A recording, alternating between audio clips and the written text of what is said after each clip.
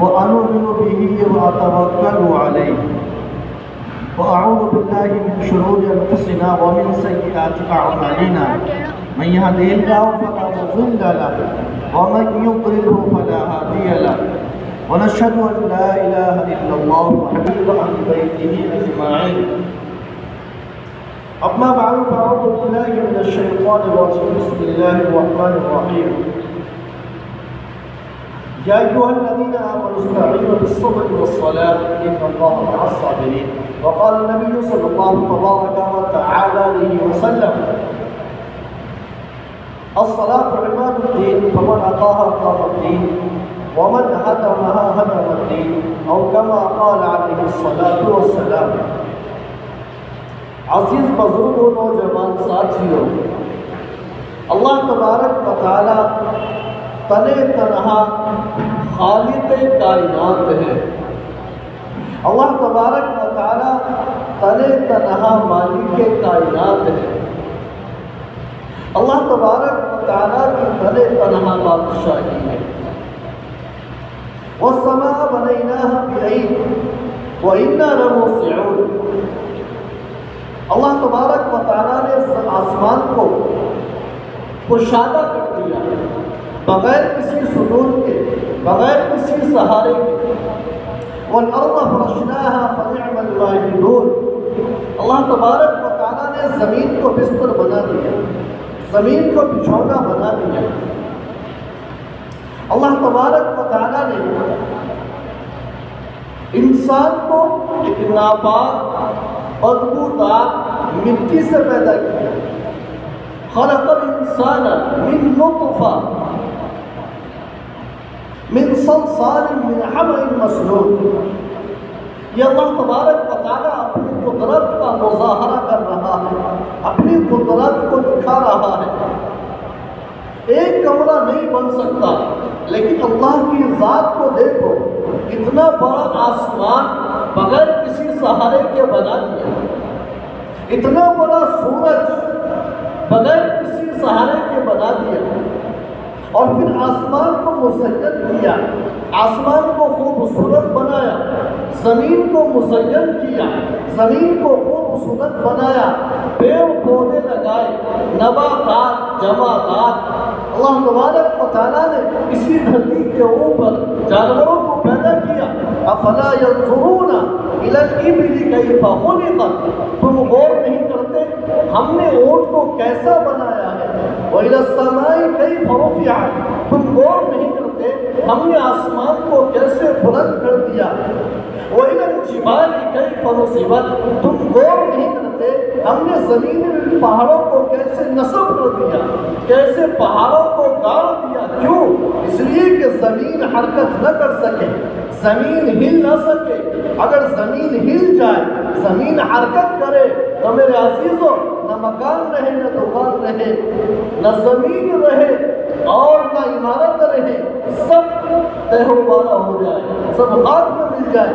اللہ تبارک و تعالیٰ نے اس زمین کو تاکہ حرکت نہ کرے بڑے بڑے پہاڑوں کو گاڑ دیا. ایک ڈھیر لگانے میں اتنا لمبا ٹائم لگ جاتا ہے، کئی انسان اس کے بنانے میں لگے ہوئے ہیں. یہاں بھی اللہ تبارک و تعالیٰ انسانوں سے کہہ رہا ہے کہ میری قدرت کو دیکھو، میری شہنشاہی کو دیکھو. اس کو چھوڑ دو، تم اپنے اوپر غور کرو، اپنی ذات میں غور کرو. کیا کوئی ہے جو ہماری جیسی آنکھ بنائے؟ کیا کوئی ہے جو ہمارا جیسا ہاتھ بنا کے دکھا دے؟ اللہ تبارک و تعالیٰ نے یہ نہیں کہا انسان بناؤ، بچہ بناؤ. اللہ تبارک و تعالیٰ نے یہ کہا اگر تم طاقتور بنتے ہو اور تمہارے ہاتھ میں بادشاہی ہے اور تم یہ سمجھتے ہو کہ ہم زمین کے مالک ہیں، تم یہ سمجھتے ہو کہ ہم پورے ملک کے مالک ہیں، تو تم ایک مکھی کا پر بنا کر کے دکھاؤ. پوری مکھی کا سوال نہیں کیا، ہم نے جو مکھی کو پر عطا کیا ہے اس میں شفا بھی ہے اور اس میں بیماری بھی ہے. تم ذرا ایک مکھی کا پر بنا کے دکھاؤ، ہم تم کو مان لیں گے کہ تمہارے اندر طاقت قوت ہے، تمہارے اندر شہنشاہی ہے.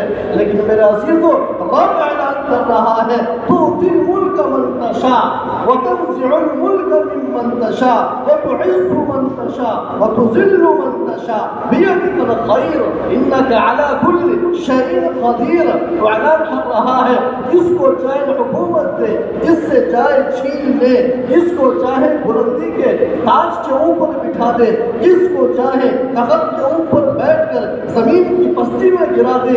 لہو ما فی السماوات وما فی الارض وما بینہما وما تحت الثری. زمین بھی ہماری، آسمان بھی ہمارا، اس کے درمیان کا جو ہے وہ بھی ہمارا ہے، تحت الثری بھی ہمارا ہے، سورج بھی ہمارا ہے، ستارے بھی ہمارے ہیں، سب کچھ ہمارا ہے. اللہ تبارک و تعالی انسان سے کہہ رہا ہے جب یہ ساری چیز ہماری ہے اور ہم نے ان کو پیدا کیا ہے اور ہم ہی ان کو دوبارہ مار دیں گے، تہس نہس کر دیں گے، تہو والا کر دیں گے. اللہ ہی کہہ رہا ہے تم ہی تو کہتے ہو اور تم ہی تو یہ کام کرتے ہو کیا؟ منہا خلقناکم وفیہا نعیدکم ومنہا نخرجکم تارۃ اخری. کہ میرے عزیزو کوئی نہیں بچا ہوا، سب کا نام بدل دیا. کیا کہیں گے؟ میت کہا جا رہا ہے، جنازہ کہا جا رہا ہے، کوئی نہیں بچا. صفاتیں کتنی تھیں سب ختم ہو گئی. کس کے اوپر سویا ہوا تھا؟ کھاٹ کے اوپر سویا ہوا تھا، اب جنازہ ہے، اب وہ کھاٹ نہیں ہے. کہاں سویا ہوا تھا؟ کپڑے پہنے ہوئے تھے، لباس کہا جاتا تھا، اب لباس کہنا بند، اب کفن کہنا شروع کر دیا. اور میرے عزیزو جب گڑھے میں ڈالنے کا وقت آیا ہے تو کسی نے انہیں کہا مکان میں جا رہا ہے، بڑی عمارت میں جا رہا ہے اور بڑی اے سی کے اندر جا رہا ہے. نہیں، کیا کہا؟ قبر میں ڈالنے جا رہے ہیں، مرو مٹی کے نیچے دبانے جا رہے ہیں. کیا پڑھنے جا رہے ہیں؟ دعا پڑھنے جا رہے ہیں. دعا پڑھ کر کے میرے عزیزو واپس آ جاتے ہیں، پھر کوئی یاد نہیں کرتا. تو میرے عزیزو اللہ تبارک و تعالیٰ کے قبضے میں یہ جب ساری چیزیں ہیں تو وہ یہ کہہ رہا ہے یا ایھا الانسان ما غرک بربک الکریم. تو مجھے یہ بتا دے کہ تجھے کس چیز نے غرور میں ڈال دیا، تجھے کس چیز نے تکبر میں ڈال دیا، تو کہاں سے غرور کرنا سیکھ گیا؟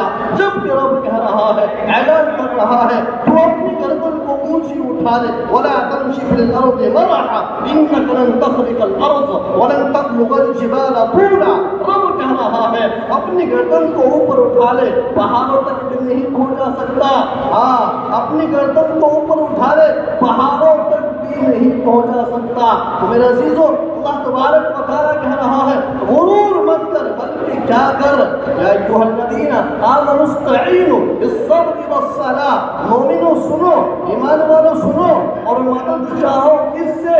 نماز کے ذریعے سے اور صبر کے ذریعے سے. اس سے مدد چاہو، اس کے علاوہ راستہ نہیں ہے. اللہ تبارک و تعالیٰ نے میرے عزیزو نماز کو سب سے اہم چیز بنایا ہے. ایمان کے بعد میں جو سب سے اہم چیز ہے وہ کیا ہے؟ وہ نماز ہے. نبی کا آخری وقت ہے، پردہ اٹھایا اور یہ کہہ رہے ہیں الصلاۃ وما ملکت ایمانکم. میری امت سے کہہ دو نماز نہ چھوڑے، غلاموں کے ساتھ میں ظلم و زیادتی نہ کرے. رب کہہ رہا ہے، اپنے محبوب سے کہلوا رہا ہے. لیکن میرے عزیزو ایمان والے تو ہیں، مسلمان تو ہیں، لیکن ہم 8 کے ہیں یا 60 کے ہیں یا 360 کے ہیں. میرے عزیزو جمعہ آیا، ہم مسجد کے اندر آ گئے اور کیا ہوا؟ عید الاضحیٰ آئی، مسجد میں آ گئے. عید الفطر آئی، مسجد میں آ گئے. کسی کی میت ہو گئی، موت ہو گئی، اس کی جنازے میں شریک ہو گئے. میرے عزیزو اگر کوئی جنازے کی نماز نہیں پڑھتا ہے تو اس کے اوپر دان کی جاتی ہے، اس کے اوپر کیچڑیں اٹھائی جاتی ہیں. لیکن میرے عزیزو وہ تو فرض کفایہ ہے، اگر چند آدمی مل کر کے اس کو ادا کر لے تو ادا ہو جائے گا. لیکن یہاں تو فرض عین بالکل ترک کیا جا رہا ہے. فرض عین کیا ہے؟ 5 وقت کی نمازیں فرض عین ہے، یہ ادا کرنی ہے، یہ چھوڑنے کی بالکل بھی گنجائش نہیں ہے. یہ فرض عین ہے.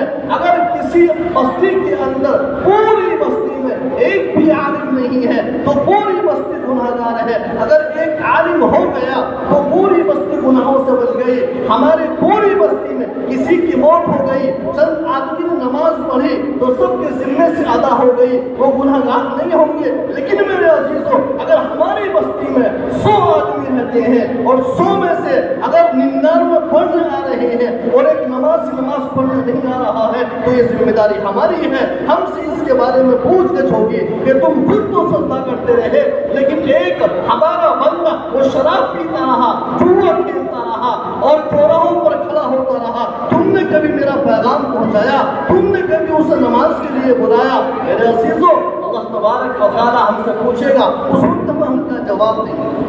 اسی لیے داؤد علیہ السلام کمرے کے اندر بند ہیں، عبادت کر رہے ہیں۔ اللہ نے کہا کہ نہیں داؤد، ایسا کام نہیں چلے گا۔ اللہ نے فرشتہ بھیجا اور کس کے لیے؟ ایک آدمی کے پاس میں 99 بکریاں تھی اور ایک کے پاس میں ایک ہی تھی۔ اب یہ بتاؤ، جس کے پاس میں 99 بکریاں ہیں وہ زیادہ والا ہے کہ جس کے پاس میں ایک ہے وہ؟ جس کے پاس میں 99 ہے وہ زیادہ والا ہے۔ اور ظاہر سی بات ہے، ہمارے سامنے یہ بات ہے، وہ کہنے لگا کہ بھئی تیرے پاس میں ایک ہے، تو مجھے دے دے، میری سو پوری ہو جائے گی۔ ارے اللہ کے بندے، تیرے پاس میں تو 99 ہے، میرے پاس میں تو ایک ہی ہے اور تم مجھ سے بار بار طلب کر رہا ہے، بار بار مانگ رہا ہے۔ داؤد علیہ السلام کو ایک دم کشف ہوا، ان کے دل کے اندر بات کھلی، یہ فرشتہ آیا تو آیا کہاں سے؟ یہ آدمی آیا تو آیا کہاں سے؟ دیوار بند ہے، چھت بند ہے، کوئی دروازہ نہیں ہے، یہ آیا تو آیا کہاں سے ہے؟ ایک دم کشف ہوا کہ ہاں داؤد، مصلی بچھا کر کے پوری رات سجدے میں پڑے رہو، فجر میں اپنا سر اٹھاؤ، پھر سجدے میں چلے جاؤ، ظہر میں اپنا سر اٹھاؤ، نہیں کام چلے گا۔ ہم نے تمہیں نبوت اس لیے نہیں دی ہے، ہم نے اس لیے نبوت دی ہے جو گلیوں میں، چوراہوں میں، اپنے گھروں کے اندر بیٹھے ہوئے ہیں، وہاں جاؤ، ہمارا تعارف کراؤ، ہمارے رسول ہمارا تعارف کراؤ، اور تعارف کرانے کے بعد میں انہیں بتاؤ کہ ہم کون ہیں، ہماری طاقت کیا ہے اور ہمارا آخری نبی آنے والا ہے وہ کون ہے، ہمارا تعارف کراؤ۔ یہ ہے ذمہ داری۔ اسی لیے میرے عزیزوں کہا کنتم خیر امہ، تم سب سے بہتر امت ہو۔ کیوں؟ اس لیے کہ اخرجت للناس تأمرون بالمعروف وتنہون عن المنکر۔ کیوں؟ تم نکالے گئے ہو لوگوں کو فائدہ پہنچانے کے لیے اور برائیوں کا حکم کرتے ہو، برائیوں سے روکتے ہو، ایک اللہ پر ایمان رکھتے ہو، اس لیے تم بہتر امت ہو۔ اللہ تبارک و تعالیٰ نے ہمیں اس لیے بہتر امت بنایا ہے اور میرے عزیزوں اتنا اونچا بنا دیا۔ آپ یہ سمجھو ہمارا جو نبی ہے وہ نبی الانبیاء ہے، شہنشاہ بطحہ، تاجدار مدینہ، تاجدار عرب، پوری کائنات کا نبی۔ سنو، اگر میرا نبی جنت میں نہیں گیا، کسی نبی کی طاقت نہیں وہ جنت میں چلا جائے، اگر یہ امت جنت میں نہیں گئی تو کسی امت کی طاقت نہیں جو اس امت سے پہلے جنت میں چلی جائے۔ میرے عزیزوں، اس امت کا مقام یہ ہے من جاء بالحسنۃ فلہ عشر امثالھا۔ تم ایک نیکی لاؤ، ہم اس کا بدلہ 10 کے برابر دیں گے۔ تم ارادہ کرو، ہم ارادہ کرنے پہ بھی ثواب دیں گے۔ یہ اس امت کا مقام ہے۔ لیکن میرے عزیزوں، امت نے سب سے پہلے کیا چھوڑا ہے؟ سب سے پہلے یہ چھوڑا ہے کہ جو ہے نماز کو چھوڑ دیا۔